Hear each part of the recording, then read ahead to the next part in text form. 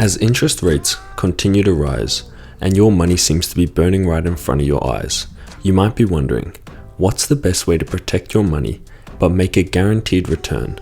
Whilst real estate prices drop, the stock market continues its ups and downs. Look no further than putting your money into a term deposit. What is a term deposit? With a term deposit, you lock away an amount of money for an agreed length of time, the term. That means you can't access the money until the term is up. In return, you'll get a guaranteed rate of interest for the term you selected, so you know exactly what the return on your money will be. What are the benefits of a term deposit? If you struggle with the temptation to dip into your savings, perhaps the biggest benefit with a term deposit is that your savings are locked away, so you can't spend your savings on an impulse purchase. The other major advantage is the certainty of a fixed interest rate. That means not only will you know exactly what your return on the money will be, but also, should interest rates move lower, you'll still lock in the same rate of interest. Higher interest rates. The higher the interest rate, the faster your money will grow. Term deposits offer a higher interest rate than most transaction and saving accounts. Generally, the more money you put in, or the longer you invest, the higher the interest rate. Government deposit guarantee. Term deposits are a low-risk investment. They're protected by the government's financial claims scheme. This guarantees to pay up to $250,000 for deposits in the unlikely event your bank, credit union, or building society fails. The guarantee applies per person and per institution. No setup fees. Most term deposits have no setup or account fees, but if you need your money before the term ends, you generally will have to give a 31-day notice and pay a penalty fee. Check the terms and conditions to check how much the penalty fee will be. When choosing a term deposit, always shop around for the best interest rate and best features before you pick a term deposit.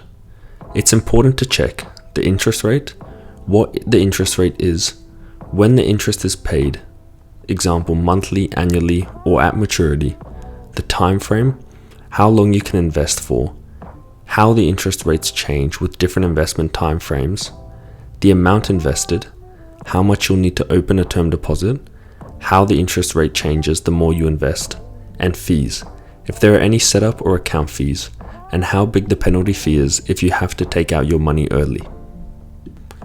What to do when your term deposit matures.